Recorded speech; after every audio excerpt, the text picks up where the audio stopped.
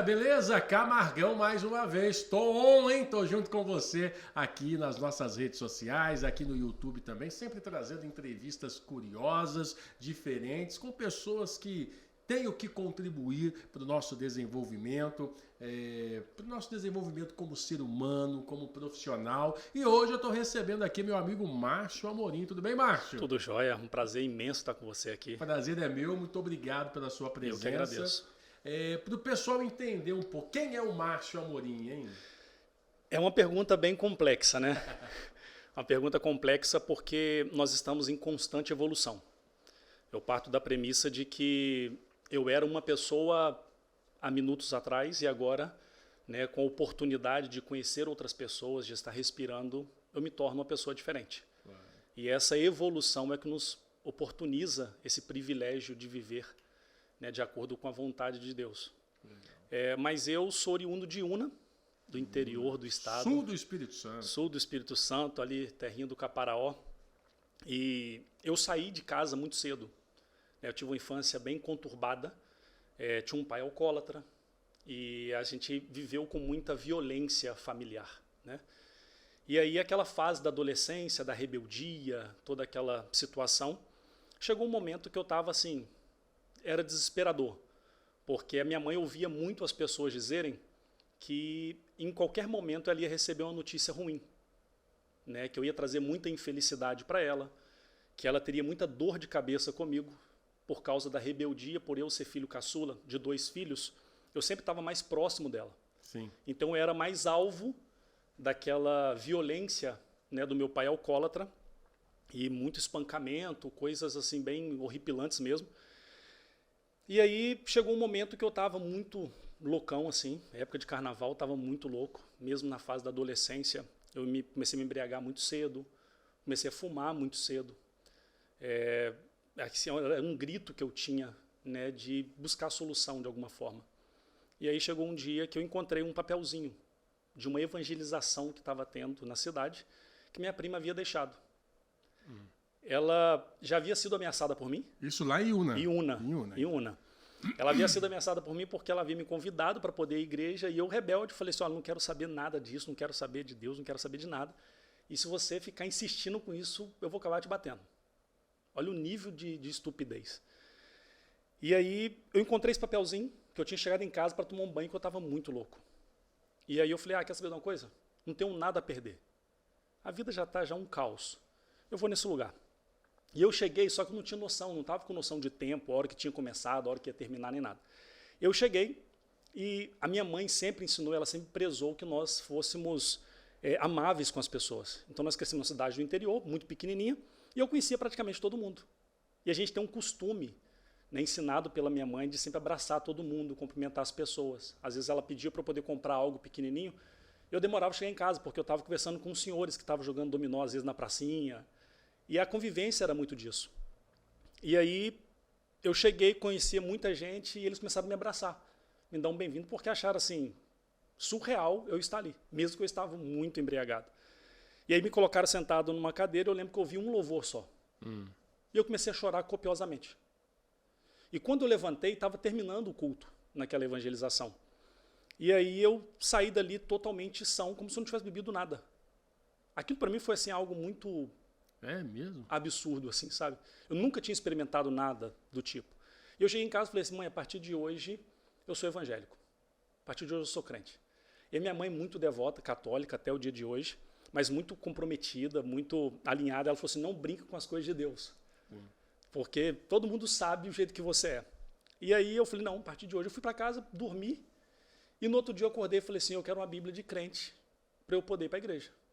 Não quero uma Bíblia qualquer. E a partir daquele momento começou uma jornada. E aí eu fui começando a trajetória, conheci um rapaz naquela ocasião, e ele me apresentou um pouco sobre missões. Em locais assim, onde a igreja é perseguida, onde os cristãos são perseguidos. E eu me apaixonei por aquelas histórias. E eu assim, lembro que eu ouvi como se fosse hoje, eu tenho a mesma memória do tempo que fazia, a hora que foi, como que estava chovendo, na ocasião que ele me mostrou um vídeo de VHS ainda, de um missionário que era brasileiro, mas que ele era voluntário na Jocum, que era os Jovens com uma Missão, e ele conta um pouco da trajetória dele, o que era ser missionário na igreja perseguida. E era mais ou menos 4 horas de vídeo. E aquilo assim mudou minha cabeça de uma forma, eu falei assim, não vale a pena eu continuar sendo mais um. Eu tenho que buscar de alguma forma fazer da minha vida um legado. E também marcar, ou contribuir com a história da humanidade de alguma maneira. Só que imagina, morando na porta de uma favela, de uma família simples, ninguém da minha cidade ou da minha família nunca tinha saído para o exterior, e eu coloquei na minha cabeça que eu ia. Você ia embora. Que eu ia embora. Que eu ia fazer missões, que o meu objetivo era fazer missões onde a igreja é perseguida. Já tinha saído de Una, pelo menos? Não, eu só vinha para Vitória. O máximo que a gente ia era passar férias, às vezes em Raposo, né? no Rio de Janeiro. E assim, mas nada disso. E aí eu comecei. Eu comecei a montar uma empresinha pequenininha de polpa de fruta, sabe? E aí comecei a fabricar. Chegou um dia que eu juntei aquilo tudo, coloquei à venda, peguei o dinheiro, comprei a passagem, tirei o passaporte e vou embora. E foi embora para onde? Fui embora para a Europa, porque eu ia usar a Europa como a ponte que ia me ligar a essa missão. O meu objetivo era muito inusitado. Só que, poxa, para uma cabeça de um menino, né? Eu ia completar ainda 19 anos. Caramba, novão. Novão. E aí, assim, a minha cabeça era que tudo era muito fácil. Né? O sonho eu já tinha. Sim. Já estava indo embora. Então, meu objetivo era evangelizar os esquimós na Groenlândia. Caramba. Assim... E por que na Groenlândia? Porque eu ouvi dizer, nessa ocasião que a gente conversava muito, que eles não tinham acesso ao evangelho. Entendi. Quase ninguém ia para lá. Só haviam ido 2 missionários assim ao longo da história da humanidade que havia ido até a Groenlândia para poder evangelizar os esquimós.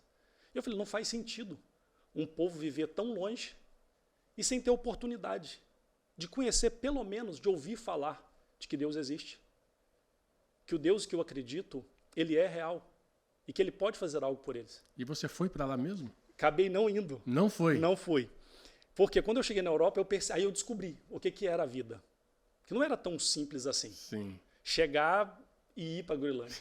Primeiro porque eles não falavam quase nada de inglês. E eu também estava começando a caminhar com outro idioma. E aí eu fiquei em Portugal um tempo. De Portugal eu fui para a Espanha, onde eu me estabeleci. Aí comecei a trabalhar, comecei a construir a minha vida.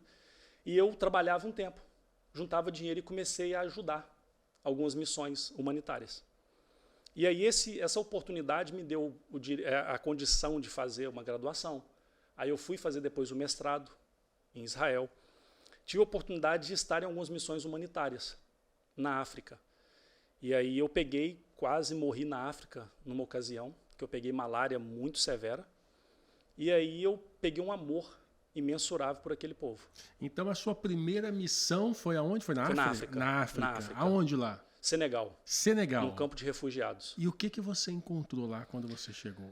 Eu encontrei um povo que era totalmente diferente do que eu havia imaginado. Porque eu imaginava que eu ia encontrar só a miséria propriamente dito, que é o que muitas pessoas têm a visão de África, né? É a imagem que passam pra gente aqui, né? Exatamente. E aí, quando eu cheguei, eu encontrei um povo que tinha um sorriso que eu nunca encontrei, aquele sorriso tão genuíno, tão puro, em outros lugares. E aí, eu encontrei um povo que tinha muita esperança, um povo que batalhava muito. Eu encontrei uma terra de caos, porque imagina, chegar num campo de refugiados de guerra. Sim. Tinha aproximadamente 6 nações que vinham fugindo da guerra. Pessoas sequeladas, pessoas totalmente danificadas, né, que sofriam demais pela guerra em si. E aí, quando eu cheguei, logo em seguida, eu peguei malária. E a experiência mais incrível que eu tive, assim, e aquilo que fez eu ter a certeza de que efetivamente eu estava no lugar certo e fazendo o que da minha vida eu deveria fazer. Eu encontrei um menino, porque numa madrugada eu estava sentindo muita dor, a febre altíssima, e eu vi passos em volta da barraca. E eu já me assustei, porque lá, essa parte mística, né, do africano em si, causa um pouco de pavor, principalmente para quem é branco, né? Porque você se torna um alvo. É como se você estivesse andando o tempo inteiro com um alvo nas costas. Tanto das milícias, quanto, né, dos bruxos, quem trabalha com voodoo, essas coisas assim. E aí eu ouvi paz em volta da barraca, eu assustei e tinha um senegalês comigo. E ele falou assim, Márcio, tranquilo, não é ninguém estranho. E aí eu ouvi um monte de voz de criancinha cantar o Happy Day em a capela. 4h pouca da manhã. E eu levantei, saí na barraca assim, os meninos estavam reunidos de mãos dadas, e tinha o líder deles, que era o Jean, um menininho de 7 anos. Ele virou para mim e falou assim, Márcio, nós estamos prontos para poder ouvir historinhas da Bíblia. Olha que Aí eu falei assim, espera só um pouquinho que eu vou entrar, tomar meu remédio e saio. Quando eu saí, eles estavam todos sentados, e eu comecei a contar a historinha para eles com muita dor. E aí passou 4 horas, ia começar um culto debaixo de uma árvore nesse campo. E aí eu falei assim, olha, agora nós precisamos ir lá para onde vai ter o culto com todo mundo. Ele falou assim, mas falta uma coisa ainda para o culto estar completo. Eu falei assim, o que falta, Jean? Ele falou assim, falta o momento da oferta. Eu falei, mas como assim? Ele falou assim, deixa eu te explicar, você tem que ficar em pé aqui. Aí ele foi me deu um pedacinho de pano muito sujo, muito velho. Ele falou, você tem que ficar em pé aqui e nós vamos trazer uma oferta do nosso coração para poder apresentar a Deus. E, Camargo, aquilo para mim assim foi absurdo. Eu tive o primeiro choque com a realidade da humanidade ali, naquele momento. E aí eu fiquei. E como um bom neófito, eu cometi um dos erros mais boçais assim, da minha vida. Que ele chegou liderando a turminha dele, ele foi e colocou metade de uma tangerina em cima daquele pano. E eu fui e falei para ele. O erro que eu cometi foi, eu falei assim, Jean, não precisa. Pode ficar para você. Ele virou para mim com um olhar fulminante e falou assim, olha, Márcio, eu aprendi que eu tenho que dar o meu melhor para Deus. E esse é o meu melhor que eu estou dando para Deus. Não é você que vai decidir o que eu vou fazer. Era um menininho de 7 anos. Caramba, ouvir isso de uma criança, né? Dando a metade de uma tangerina, Douglas, porque a outra metade ele já tinha comido. Era a única refeição que ele tinha. Aquilo assim, mexeu comigo, se eu pudesse eu sumia dali, correndo, desesperado, porque uma criança estava me dando uma das maiores lições da vida. E aí eles trouxeram as coisas que tinham e, infelizmente, poucas semanas depois o Jean faleceu, porque ele estava com AIDS já nessa época. Mas eu lembro que não houve um dia que eu encontrava com ele que ele não estava com um sorriso, assim, apoteótico. Sabe, aquele sorriso que marca a alma de qualquer ser humano. E até hoje, todas as vezes que eu falo, que eu penso nele, eu lembro daquele sorriso. O quanto aquilo me constrangeu ser um ser humano melhor. E eu decidi que naquele momento isso seria minha vida. Eu faria isso para o resto da minha existência. Enquanto eu respirasse, eu estaria comprometido com ações humanitárias. E você faz isso até hoje? Até hoje. Até hoje. Até hoje. Mas aí, como é que você faz? Como é que você vive? Como é que você tem uma renda? Como é que funciona isso? Pois é, essa que é a parte mais intrigante para muitas pessoas. O que acontece? Eu fiquei um tempo fazendo esse trabalho, depois fiz um trabalho também no Oriente Médio, né, sempre onde tinha algum tipo de calamidade, guerra, onde os cristãos eram perseguidos, eu trabalhava, juntava um dinheiro, pegava esse dinheiro que eu estava juntando e ia fazer algum trabalho. Onde você estivesse. Onde eu estivesse. Eu gostava de estar em contato com isso. Isso era o que trazia um sentido para a minha vida. Porque da mesma forma que as pessoas diziam que eu não ia dar em nada, que eu ia trazer muita infelicidade para minha mãe, porque eu era de fato muito extremista como um filho rebelde, eu decidi ser totalmente extremista do outro lado. Sim. Foi o que aconteceu na minha cabeça. Foi assim, eu tenho que esbanjar amor de uma forma também assim que influencie as pessoas. Sabe, mude a vida de alguém. E aí eu fiz um trabalho muito grande ali no Oriente Médio, na África. E aí eu conheci um orfanato. Depois do terremoto em 2010 no Haiti, eu conheci um orfanato que estava totalmente destruído. Sim. Por causa do terremoto. Morreram mais de 100 mil pessoas no terremoto. Peguei um país assim, destruído. E aí eu comecei a distribuir alimentos com uma ONG. E aí eu conheci eles e comecei a ir com frequência. Até que um dia eu falei assim, não, a partir de hoje não vai faltar nada para vocês. Eu vou me comprometer de estar aqui com vocês, de poder ajudar, de poder manter. E aí foi quando aconteceu várias coisas e eu vim para o Brasil, porque minha mãe estava passando muito mal na época e meio que não fazia sentido naquele momento, porque meu pai já havia falecido e na minha cabeça assim, eu preciso passar um tempo com a minha mãe. E eu cheguei 2 meses antes de eu completar 28 anos. E a minha mãe falou assim, já que você veio para o Brasil, por que você não faz o concurso da polícia? Eu virei para ela, dei a desculpa mais esfarrapada que existia, e que para mim assim, era uma forma de aliviar o coração dela de que eu ia permanecer no Brasil, né? Mas que ao mesmo tempo na minha cabeça era, eu vim aqui só para ficar um tempo, para ela poder se recuperar, melhorar, e depois eu sumo nesse mundão de novo. E aí eu falei assim, mãe, faz anos que eu não estudo nada em português, não leio, não tem nada. Eu vejo aí colegas, né, pela rede social na época que estão estudando, fazendo cursinho, fazendo simulados e um monte de coisa e eu não faço nada. Como que eu vou passar numa prova, num concurso público da Polícia Militar? Ela falou, pelo menos tenta. Beleza. E no dia da prova, eu fui lá e dei o meu melhor. Porque eu lembrava, fiz a prova, um belo dia, eu contando o tempo, eu dei embora. Você lembrou do Jean, né? Deu o seu melhor na prova. Exatamente, deu o meu melhor na prova. E um dia eu estava já contando o tempo para poder voltar, arrumando já algum jeito, fazendo contato sempre. E um primo meu me ligou e falou assim, você já leu o jornal hoje? Eu falei, meu amigo, 8 horas da manhã. Eu não li jornal não. Ele falou assim, olha, vou te mandar aí agora. Mandou uma foto da lista dos aprovados. E eu passei no concurso da polícia. Passou. Passei no concurso da polícia. E aí eu comecei aquela trajetória, né, de me preparar e me condicionar fisicamente para poder fazer todo o resto, né, do período ali que era avaliação física, tudo isso. E desde então eu estou na polícia. Só que automaticamente, como eu fiz teologia, eu comecei a estudar também a parte da neurociência comportamental.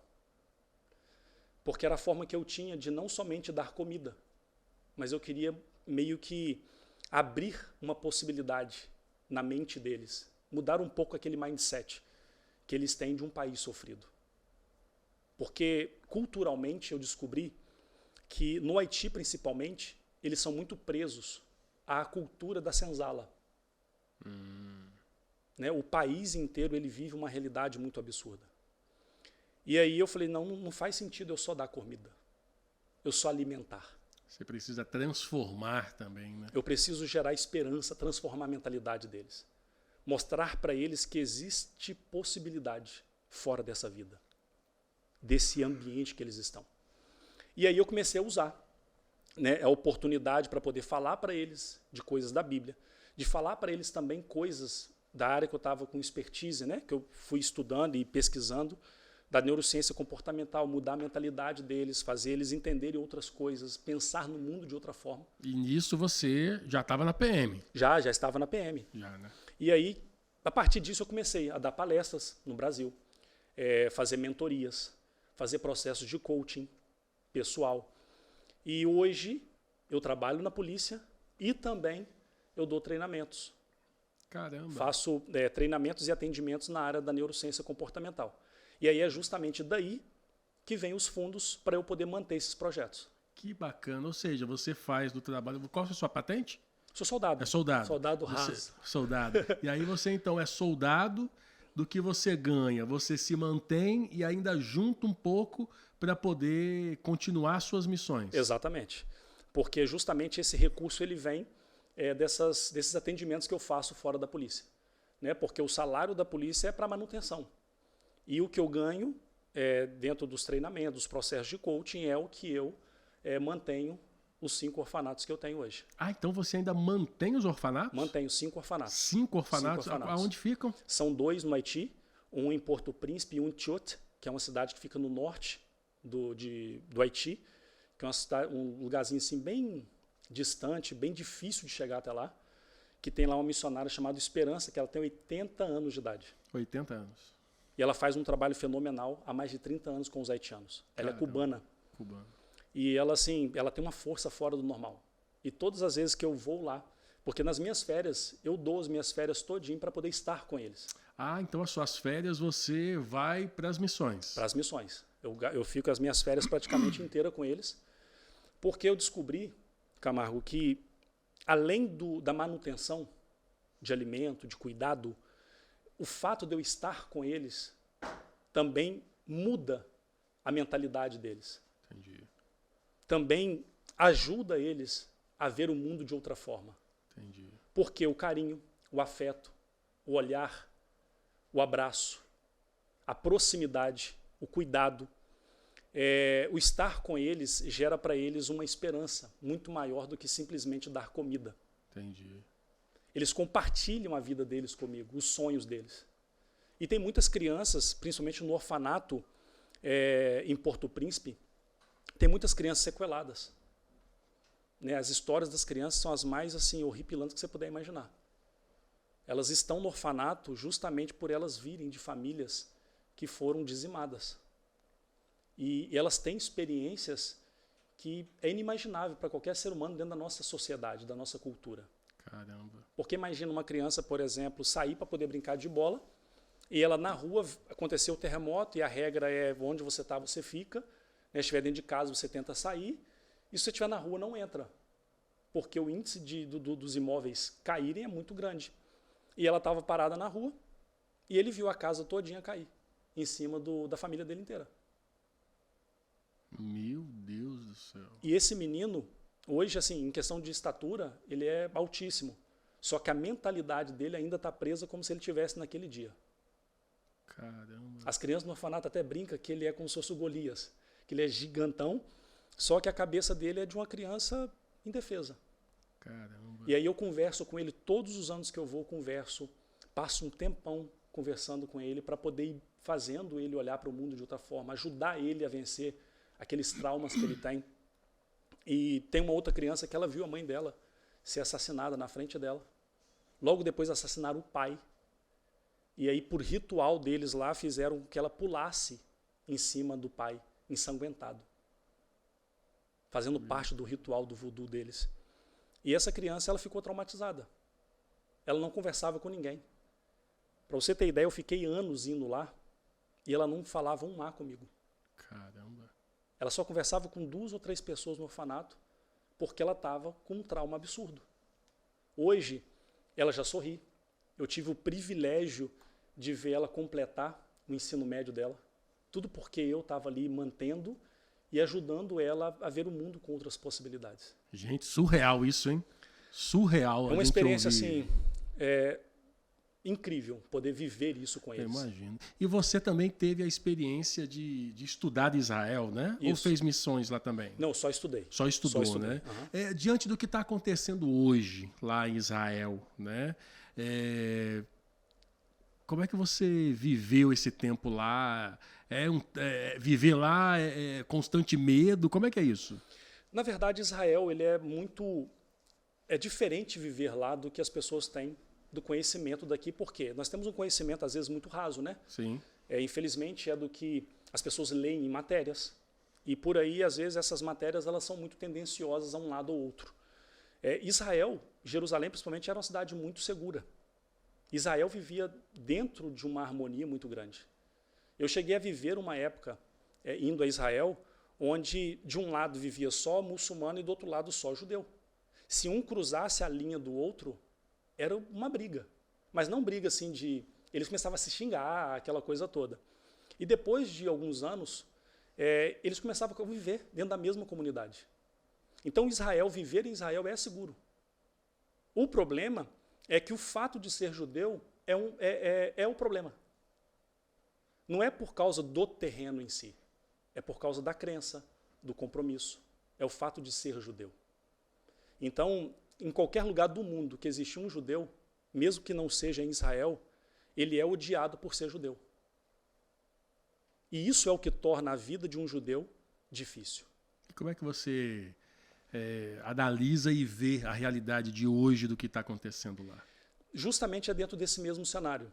É óbvio que Israel precisa se posicionar de uma maneira... Eles cometeram um erro muito grotesco, né, isso eu falei para algumas pessoas, que agora não é o momento de procurar culpado, né, porque enquanto a casa está sendo incendiada, o objetivo principal é apagar o fogo.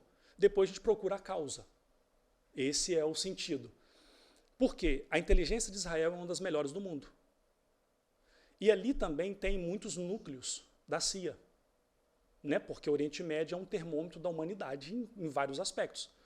E como que ninguém conseguiu detectar antecipadamente uma ação do Hamas? Então, assim, uma falha grotesca teve. Só que se Israel agora, a questão ali não é simplesmente uma defesa de território. Se Israel perde a guerra para o Hamas e agora, nos últimos 3 dias, está sendo atacado também pelo Hezbollah no norte, se Israel perde essa guerra, ele deixa de existir.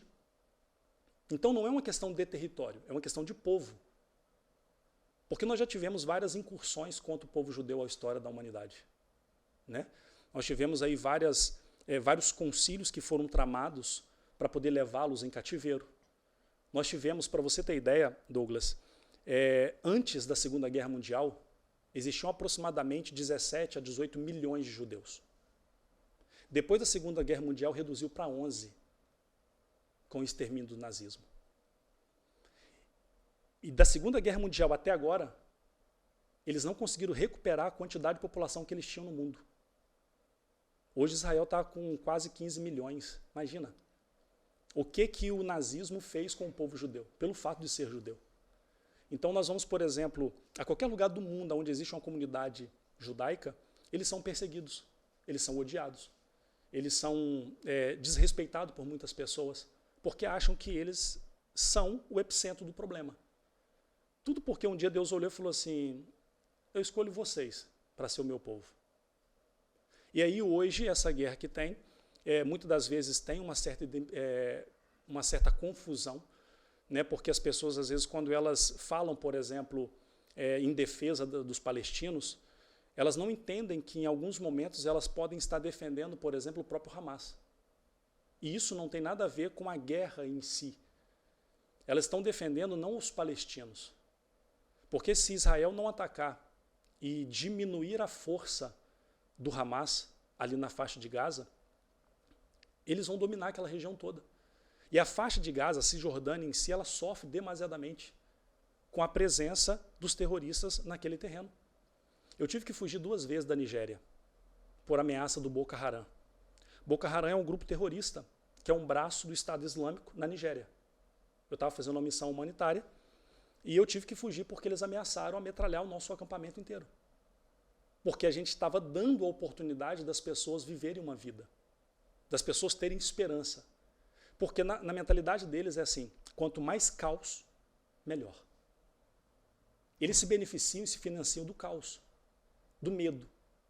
Para você ter ideia, eles torturam e ameaçam os próprios cidadãos. Olha o que Israel fez no final de semana. Israel enviou papeizinhos, em toda Gaza, dizendo para as pessoas, desloquem do norte e vai para o sul de Gaza. E aí começou a ter um problema sério. Por quê? Israel falou assim, olha, nós queremos só pegar os QGs do Hamas. A gente não quer fazer nada com vocês, porque vocês são vítimas como a gente. O Hamas tinha acabado de degolar 40 crianças, 40 bebês, e colocaram eles em praça pública para ostentar, estuprando mulheres. E eles divulgavam isso porque todos eles estavam com um GoPro no peito, filmando a ação deles. O quanto eles estavam sendo cruéis, de queimar casas com todo mundo dentro. Nem os bunkers estavam protegendo aquelas pessoas. E aí Israel falou assim, olha, desloquem para o sul, vai para a fronteira com o Egito, que a gente vai entrar no norte para poder resolver esse problema. O Hamas começou a entrar de casa em casa, tomava chave de carro, documento de carro, e ameaçando as pessoas a não se deslocarem, com o intuito de usá-las como escudo humano. Então isso é muito mais ideológico do que simplesmente porque eu quero um pedaço de terra. Sim.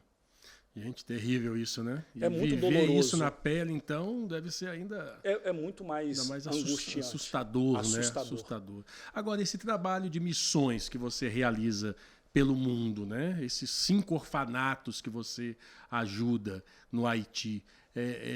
As pessoas aqui no Brasil podem te ajudar a ajudar eles também? Como é que funciona isso? Pode. Eu, basicamente, é uma das coisas que eu mais falo quando eu estou lá, que as pessoas ficam muito emocionadas vendo os vídeos, o que as crianças fazem, porque eu tenho cuidado de todas as noites estar fazendo comida para eles, eu faço alguma coisa diferente.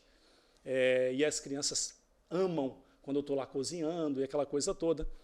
E as pessoas, elas ficam muito, vendo tudo isso, elas ficam emocionadas e algumas pessoas até falam em ajudar. Mas por que eu nunca peço diretamente? Porque eu já tive, durante muitos anos, muitas promessas.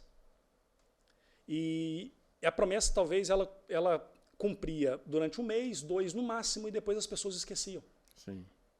Só que a minha promessa para essas crianças, elas não têm data de validade.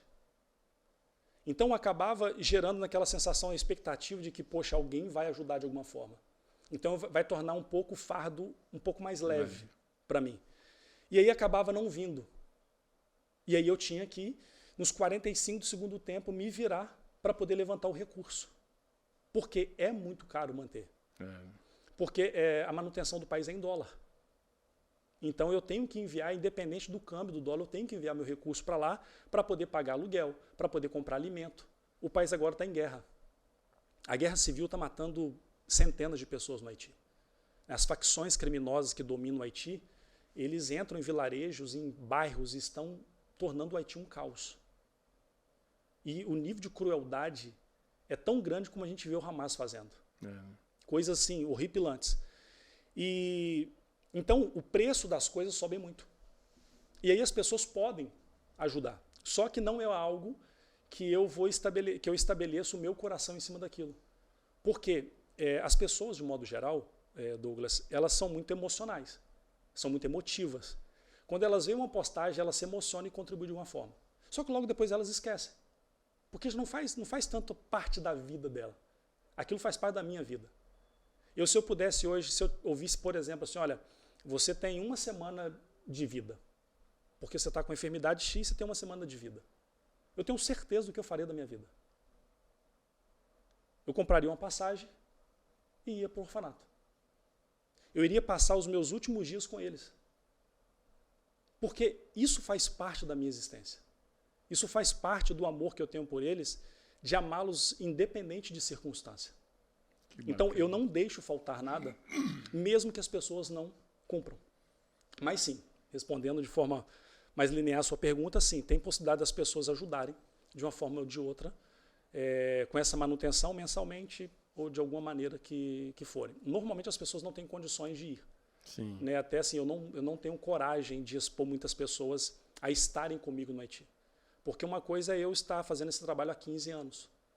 Então eu estou familiarizado com a ameaça, com a guerra, com sair de um país e para o outro. Já fiquei preso uma vez no Oriente Médio por 18 horas numa fronteira, porque eu estava indo levar recursos para ajudar alguns missionários cristãos na Síria.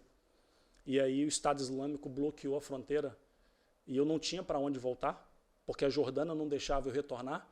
Eu não podia ir para a Síria. E eu fiquei no meio de uma fronteira internacional, que não é de ninguém. E aí passando aqueles camaradas, aqueles carros do Estado Islâmico para baixo e para cima, nessa fronteira internacional, e eu ali.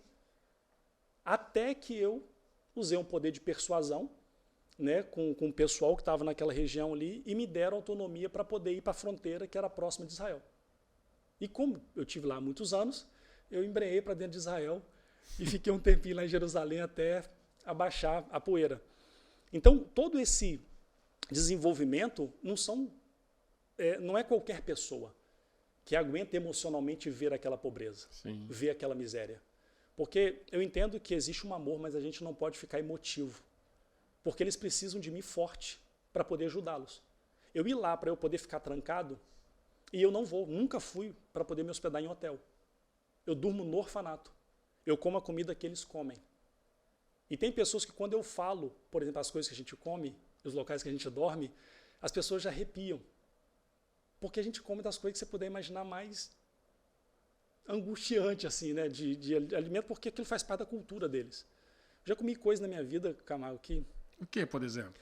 Carne de macaco, por exemplo. Carne de macaco? Macaco. Sabe, é uma carne horrível, amarga pra caramba, mas é algo cultural. Já comi, a gente pode pensar assim, carne de porco. Só que você imagina você comer um porco indiano.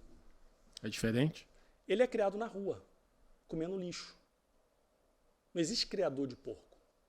Porco na rua fica como um cachorro, comendo lixo, para baixo e para cima. E eles fazem um tipo de comida que é meio que a carne meio crua. Não fica assim aquela carne cozida. E aí você imagina, você colocar aquela carne de porco com aquele consistência toda meio crua na boca ainda. Mas é uma questão que você faz por amor. Sabe, você faz porque você está ali por uma causa. E aquilo para eles é assim, eu estou ofertando para você o meu melhor. Caramba, hein? Gente, que história, hein? Que história sensacional. A gente está falando de um soldado da Polícia Militar que doa a vida dele para ajudar pessoas fora do Brasil, no Haiti, 5 orfanatos no Haiti. E ele vive dando palestras, né, pelo Brasil e por meio desse recurso, nas férias, ele doa as férias dele a ajudar essas pessoas fora do país. Muito bacana a sua história, viu, Márcio? Obrigado. Parabéns.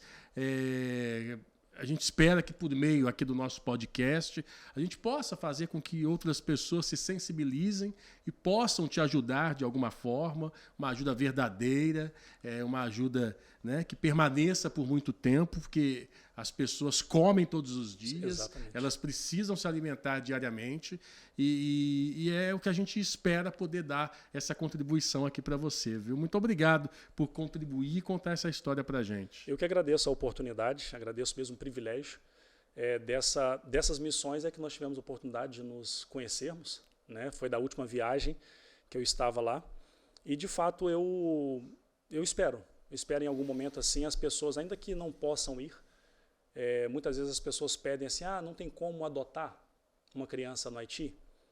E eu falo assim, olha, você pode apadrinhar. O que é esse apadrinhamento? É as pessoas se comprometerem com um valor irrisório. Normalmente hoje, quanto que a gente gastaria, Douglas, para poder sair uma noite para poder comer uma pizza? Não deixa menos de R$200. R$200. R$200 hoje você consegue manter uma criança totalmente o mês pagando a escola, dando comida para ela, sem problema algum. Você consegue dar a oportunidade dessa criança poder estudar com R$200. Por que as pessoas querem, sempre perguntam por adoção? Porque para elas tem algo muito mais ligado com o emocional. Só que você imagina um país onde as pessoas eram sequestradas. O governo haitiano, ele inviabilizou a adoção como era antes, porque tinha muitos grupos que iam, falsificados por famílias, adotavam essas pessoas, mas na verdade eram traficantes, que levavam essas meninas, por exemplo, à prostituição de menores, vendiam órgãos. Então aproveitava da pobreza de um país, levava essas pessoas para poder traficá-las para a prostituição de crianças na Ásia. Então o país meio que fechou a porta para isso. E tirar de lá, só quando a gente tiver a oportunidade delas estarem com maior de idade, você dá a oportunidade delas trabalharem, entrar no mercado de trabalho, estudarem, fazer uma faculdade. Eu tenho crianças lá que estão estudando português, sozinha, por conta própria. Porque aí eu envio material para eles que eles pediram, foi iniciativa deles. Porque na esperança deles, em algum momento, eles terem a liberdade de poder falar assim, Márcio, a gente está pronto para poder ir para o Brasil, para poder estudar, para poder fazer alguma coisa. Você pergunta para as crianças, o que você quer ser? Eu quero ser médico, eu quero ser engenheiro, eu quero ser jogador, eu quero ser astronauta. Dos sonhos dos mais extraordinários. E aí eu perguntei para esse menino, por exemplo, que ele quer ser médico, e ele falou assim, eu quero ser médico porque eu quero ajudar as pessoas. Eu quero viajar pelo mundo fazendo o trabalho que você faz, só que como médico. Olha que bacana. Que então, exemplo, né? Que espelho, né? São coisas assim que isso dá pra gente uma satisfação imensurável de saber que há um tempo atrás eles não tinham perspectiva de nada. Gente, incrível. Parabéns, Márcio. Agradeço. Deus abençoe seu trabalho, que você tenha força aí para poder continuar trilhando o seu caminho. E os contatos dele estão aparecendo aí ao longo da nossa entrevista. É só trocar uma ideia com ele. Vai ser um prazer. E quem sabe a gente pode aí um ajudar o outro, né? Se ajudar, isso é muito importante. Exatamente. Grande abraço para você. Obrigadão. Obrigado, Um querido. prazer. Gente, um grande abraço a todos. Na próxima semana tem mais Camargão Tá On, hein? Até lá.